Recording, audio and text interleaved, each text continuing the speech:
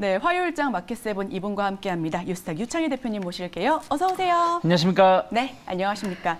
자, 저희 첫 번째 키워드부터 오픈해 보겠습니다. 첫 번째 키워드 보여주시죠. 네, 충격의 폭락으로 첫 번째 키워드를 준비했습니다. 네. 웃으면서 시작을 해야 되는데 이게 쉽게 웃어지지가 않는데요. 미국발 경기 침체 우려감에 양지수가 각각 3%, 4% 넘게 급락했습니다.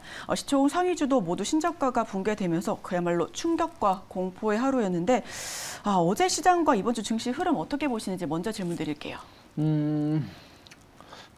딱히 드릴 말씀이 없죠. 여기서 마무리가 되는 건가요?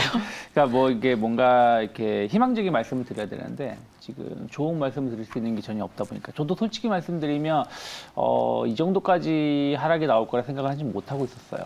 약간의 FOMC 회의를 앞두고 나서 약간 조정은 나올 수 있다고 생각을 했었습니다만은 금요일 혹은 어제와 같은 폭락이 나올 거라고 생각을 못했기 때문에 결국엔 그런 것은 기대감을 가지고 있었던 것들이 실망감으로 이제 나오다 보니까 약간의 이제 매도 물량이 좀 가속화되었다 생각을 좀 하고 있고요.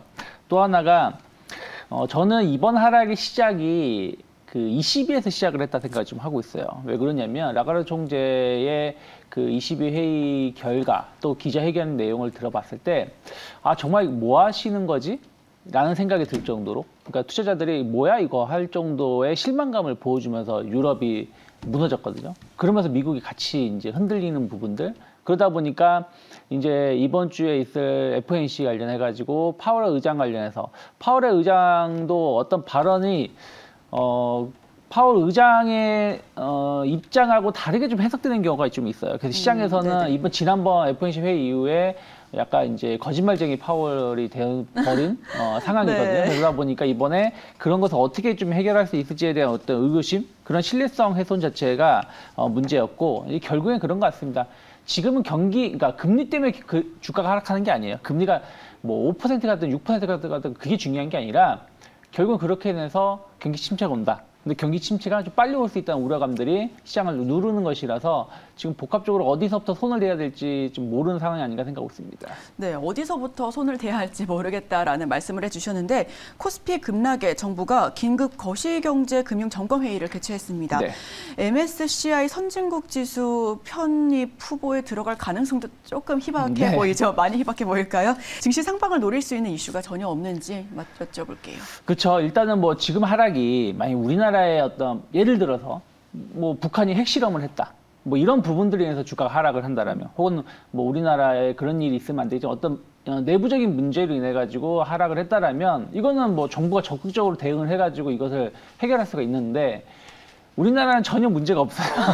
네. 글로벌 증시에 문제가 있는 것이고 우리나라도 물가 상승 심하지 않냐. 근데 이걸 어떻게 할 수 있는 게 없지 않습니까? 그렇죠. 원자재 가격 상승, 유가 상승. 이게 우리나라가 어떤 문제를 야기시켜서 상승하는 게 아니고, 또 우리나라가 그렇다고 해서 갑자기 동해안에 있지도 않은 가스를 갑자기 퍼낼 수 있는 건 아니지 않습니까? 갑자기요? 네. 그러니까 가스전이 있다고 하지만 그걸 지금 당장 개발해서 퍼낼 수 있는 건 아니지 않습니까? 그래서 그런 부분들 자체가 우리가 어떻게 대응할 수 없는 부분들, 그러다 보니까 정부도 이런 거에 대해서 노력은 하고 있지만 마땅히 쓸 수 있는 카드가, 예를 들어서 환율 관련해서는 조금 원화 보유량을 좀 방출하면서 좀 관리할 수 있겠지만 그것도 일시적이라는 것이죠. 그래서 그런 부분들이 좀 힘든 시장이 아닌가 생각했습니다. 네, 예상보다 할 수 있는 게 더 없네요. 그렇죠. 네, 더 없어가지고 문제인 상황인 것 같습니다. 이런 부분들 어떻게 좀 우리 시장을 상방으로 이끌 요소가 나오지 않을까라는 기대감조차 없는 부분이라 우리 시청자 여러분들께서도 참 힘든 시간을 보내실 것 같습니다. 저희와 끝까지 함께 하시면서 그래도 투자 전략 든든하게 세워보시면 좋겠습니다. 저희 바로 두 번째 키워드 오픈해 보겠습니다. 두 번째 키워드 보여주시죠. 네, 그래도 상승한 테마가 있었죠. 네. 대다수의 테마 업종이 하락했지만 유일하게 붉은 빛을 보인 건 사료와 육계 관련 테마였습니다. 네. 한일사료는 27%가 급등했고요. 고려산업과 이지홀딩스 등 좀 큰 폭의 오름세를 보인 종목들도 있었는데 그렇다면 사료, 육계, 비료 테마의 앞으로의 흐름은 어떻게 보실까요? 저는 농산물 관련된 섹터는 계속해서 관심 있게 봐야 된다고 생각하고 있어요. 에너지도 마찬가지입니다만은 최근에 보시면 그 유가가 조금 이제 120달러를 고점으로 좀 형성시키려고 하고 있는 부분들이 좀 있습니다. 물론 다시 120달러 올라왔지만 여기서 바로 뭐 130달러, 140달러 가기보다는 조금은 이제 속도 조절 그리고 뭐 바이든이 사우디를 빨리 좀 방문 좀 했으면 좋겠는데 어쨌든 그런 네. 부분들이 좀 유가를 좀 하락할 수 있는 요소가 되고 있다 생각을 좀 하고 있고요. 또 하나가 최근에 원자재 가격도 보시면 조금 이제 조정세, 뭐 구리 가격이라든지 또 원자재 가격의 가장 큰 바로미터라고 말할 수 있는 호주 달러가 좀 약세를 띠고 있는 부분들이 좀 있습니다. 그래서 약간의 이제 이런 부분들이 그 뭐라 그럴까요? 그 경기 침체 이런 이슈들이 좀 맞물리다 보니까 원자재 그리고 원자재가 먼저 하락을 하고 있고 또 에너지 가격도 조금 정체 현상을 띠고 있습니다. 하지만 농산물 쪽은 예를 들어서 뭐 옥수수라든지 물론 어저께 좀 조정이 나오긴 했습니다만은 그리고 뭐 소맥 같은 거, 밀 같은 경우는 그렇게 하락을 하지 않았어요. 그러니까 결국에는 이들 섹터가 좀 하락하지 않는다라는 것은 우리가 지금은 이제 아직은 초여름이죠. 뭐 여름 시작도 안 한 날씨 덥긴 합니다만은. 네. 하지만 이런 모든 시장은 지금이 중요한 게 아니라 앞으로 3개월 뒤, 6개월 뒤가 중요한 거 아니겠습니까? 에너지 가격이 들썩들썩 하는 것도 결국에는 지금부터 비축을 해놔야 돼요. 가을서부터 이제 그 가스를 많이 쓸 거 아닙니까?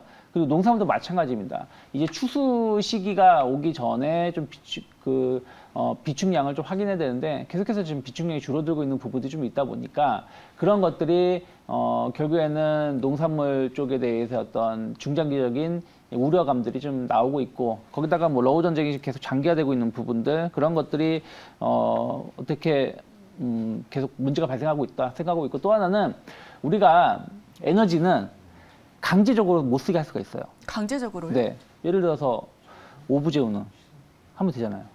아, 그러면은 그렇네요. 법적으로 그냥 가택을 막 때리면서 뭐 차량 이틀에 한 번씩만 운행하세요.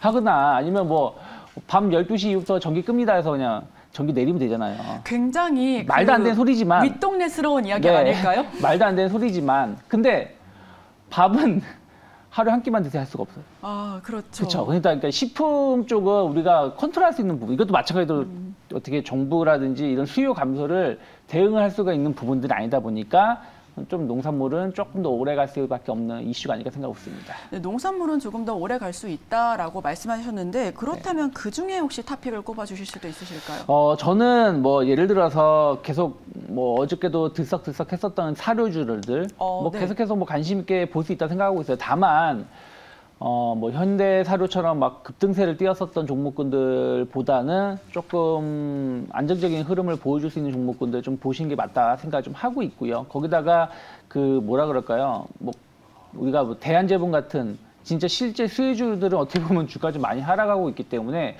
옥석가리기가 좀 중요하다. 그러니까 가는 종목을 무조건 간다기보다는 진짜 수혜주가 될 수 있는 종목군들 좀 분할매수 하시는 게 맞다 생각하고 있고요. 저는 롯데정밀화학을 조금 계속해서 주목을 하고 있습니다. 아시다시피 롯데정밀화학 같은 경우는 이제 화학 주긴 합니다만은 약간 이제 그 비료라든지 뭐 이런 부분들 관련해 가지고 사업을 좀 많이 전통적으로 폈었던 게 좀 있습니다. 그래서 암모니아 사업 부분이 상당히 그 비료 혹은 산업용 수요가 증가를 하면서 안정적인 수요를 보여주고 있고요. 또 우리 가성소다 쪽이 상당히 중요한 것인데 이 가성소다 시장이 계속 성장세를 보여주고 있어요. 하지만 관련해 가지고 그 생산이 공격적으로 늘어나지 못하는 부분들, 약간 롯데정밀화학이 이 부분에 대해서 거의 뭐 그 과점 정도 형태로 시장을 좀 지배하고 있고 또 이게 후발주자가 많지 않다라는 부분들, 이게 예전에 사양 산업이었기 때문에 그래서 이런 부분들에 대한 강점은 좀 더 이어질 수 있다 생각을 좀 하고 있고요. 거기다가 이제 그린 소재 부분 관련해 가지고 2차 전지 관련해 가지고의 어떤 매출이 급성장하고 있다는 부분들도 나쁘지 않다 생각하고 있습니다. 그래서 최근에 보시면 주가가 좀 많이 오른 건 아닙니다만은 계속해서 시장이 안 좋음에도 불구하고 버텨주고 있다는 부분들마다도 강하다라고 말씀드릴 수가 있고요. 수급적인 측면에서도 계속해서 그 외국인들은 꾸준하게 매수세가 유입되고 있기 때문에 기간의 매수세만 조금 더 받쳐준다라면 저는 지금은 일단 목표가를 한 9만 원 정도 잡아놓고 있습니다. 그리고 7만 8천 원. 지금 일단 손절가가 제일 중요하기 때문에 7만 8천 원이 무탈하지 않는다라면 분할 매수 관점 여전히 유효하다 생각하고 있습니다. 네, 급등하는 종목 바로 올라타기보다는 옥석 가격이 여전히 필요해 보이고요. 그중에서는 롯데 정밀화학 탑픽으로 꼽아주셨네요. 목표가는 9만 원 그리고 손절가 7만 8천 원 제시해 주셨는데 지금 상황에서는 정말 말씀해 주신 것처럼 손절가가 가장 중요하기 때문에 이 부분 함께 체크해 보시면 좋겠습니다. 또 롯데 정밀화학은 대체육 관련주로도 많이 네. 유명하기 때문에 더 앞으로 계속해서 중장기적인 관점으로 살펴보셔도 좋을 것 같고요. 자, 그럼 저희 바로 다음 키워드로 넘어가 보도록 할게요. 다음 키워드 보여주세요. 네, 그나마 믿을 건 한국항공우주가 소폭의 오름세를 네. 또 보이다가 보합권에서 결국은 마감을 했습니다. 내일 누리호 발사에 우주항공 테마도 좀 기대를 모았었는데 네. 지수가 떨어지다 보니까 그렇게 오름세를 보여주진 못했고요. 제한적인 상승분이 나왔습니다. 항공우주 관련된 종목들 지금 투자해도 늦지 않을까요? 저는 뭐 항공우주뿐이 아니라 이제 방산주들에 대한 관심도가 계속해서 높아지는 부분들이 좀 있어요. 그전에도 우리가 여기서 주제로 말씀을 드렸었기 때문에. 그래서 왜 그러냐면 방산주들은 뭐 외국 변수에 영향을 받을 게 없죠. 거기다가 지금 러우 전쟁, 거기다가 지금 중국 대만도 계속해서 최근 들어서 좀 스크래치가 나는 얘기들이 계속 나오고 있지 않습니까? 그래서 그런 것들이 국방, 그러니까 그 방위 산업을 좀 증강시킬 수밖에 없는 요소라 생각을 좀 하고 있기 때문에 우리나라가 그런 부분들에 대해서 진짜로 많은 노력을 했고 어마어마한 수주가 지금 나오고 있지 않습니까? 그래서 그런 부분들은 좀 긍정적인 생각을 좀 하고 있는데 다만 이제 한국항공우주 같은 경우는 좀 주요 이슈들이 좀 많이 선반되는 측면이 좀 있죠. 네. 폴란드 수주라든지 누리호 발사라든지 뭐 헬기 국산화 대체 뭐 이런 이슈들이 많이 반영되면서 주가가 올라왔기 때문에 저는 못 간다는 뜻이 아니라 목표가는 전 여전히 더 높게 열어놓고 있습니다만은 단기 급등에 대한 피로감 그래서 한 5만 5천 원에서 5만 원 사이에서의 어떤 기간 조정 그러니까 지난 6월 7일 이 가격대 가장 많이 올랐던 가격대에서의 어떤 기간 조정 물량 소화를 한 달 정도는 거쳐야 되지 않을까 생각을 좀 하고 있습니다. 네, 지난번에 우주항공 그리고 방산 탑픽으로 꼽아주셨던 LG 넥스원 이미 추천 네. 이후로 또 많이 상승을 해줬는데 홀딩하거나 아니면 다시 접근하는 전략은 어떻게 보실까요? 네, 저는 방산주들을 계속해서 홀딩하신 전략 나쁘지 않다 생각을 좀 하고 있어요. LG 넥스원도 제 기억이 맞으면 4월 달에 한 번, 그리고 5월 달에 한 번 이렇게 추천을 좀 말씀을 해드렸었는데 해주셨죠. 예를 들어서 7만 9천 원 정도가 크게 이탈하지 않는다라면 저는 분할 매수 관점 여전히 유효하다 생각을 좀 하고 있고요. 그리고 일단 목표가는 10만 원 계속해서 좀 유지하고 있습니다. 네, 목표가 10만 원 유지하는 전략 말씀해 주셨고요. 고유가에 바이든은 사우디로 달려가고 네. 사실 약간 좀 바이든이 손절 느낌이었는데 다시 손을 잡는 느낌이죠. 정유주는 나 홀로 웃음을 짓고 있다라고 합니다. S-오일 언급해 주신 당일에 급등하고 네. 목표가를 이뤘는데 향후 흐름을 어떻게 보시는지가 궁금한데요.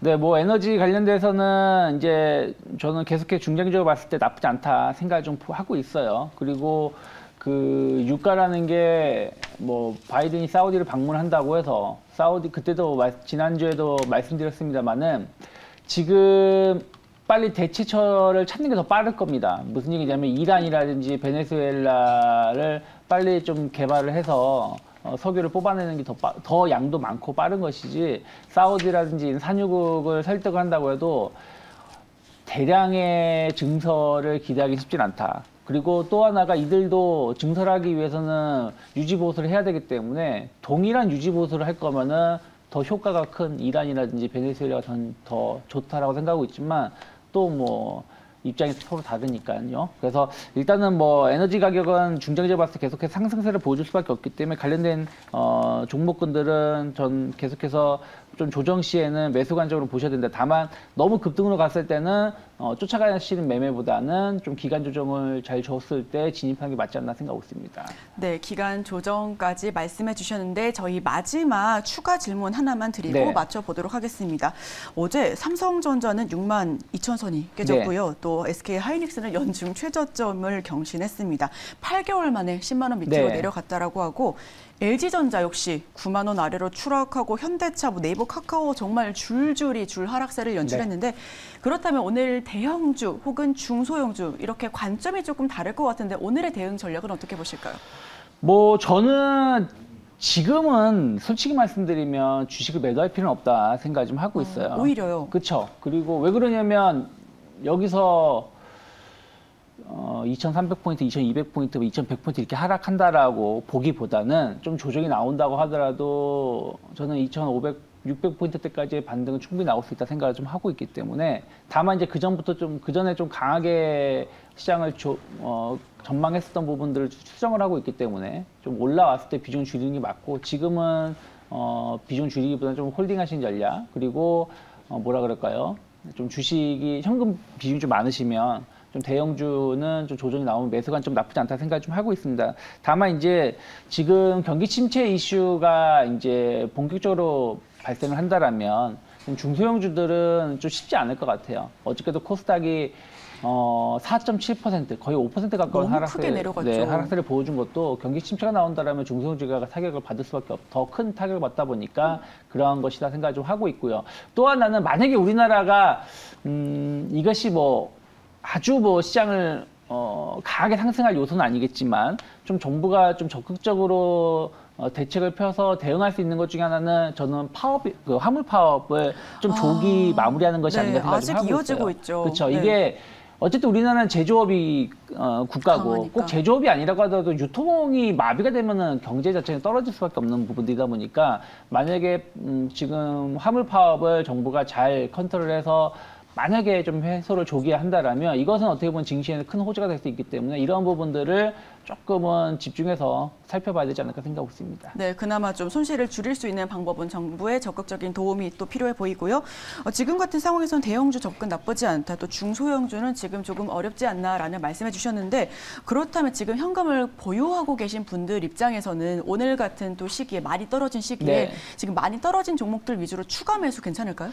많이 떨어진 종목 예를 들어서 그런 건 사시면 안 될 것 같아요. 예를 들어서 NFT라든지 그런 게임주 혹은 예를 들어서 성장주들은 저는 좀 매수는 자제하셔라 생각 말씀드리고 싶고 아무리 떨어져도요. 그리고 예를 들어서 현대차 같은 종목군들 떨어졌을 때 매수하는 건 나쁘지 않다 생각하고 있습니다. 만약에 종목 추천해 드린다면 저는 에너지 관련해서 아까도 말씀드렸습니다만 계속 관심 있게 보시되 포스코 인터내셔널 같은 경우는 주목하실 필요가 있다 생각을 좀 하고 있어요. 계속해서 특히 천연가스 시장이 이제부터는 좀 중요하게 움직일 가능성이 높아요. 왜냐하면 아까 말씀드린 것처럼 가을, 겨울 이런 거 준비하다 보니까 그래서 그런 부분들 보신다라면 현재가 충분히 공략 가능하다 생각하고 있고요. 네. 목표가는 한 3만 원. 손절가는 22,500원 지지하는지를 체크해 보시면 좋다 생각하고 있습니다. 네, 오늘 일장 포스코 인터내셔널 함께 지켜보셔도 좋을 것 같습니다. 지금까지 화요일장 마켓세븐 뉴스탁 유창희 대표와 함께했습니다. 오늘 말씀 고맙습니다. 고맙습니다.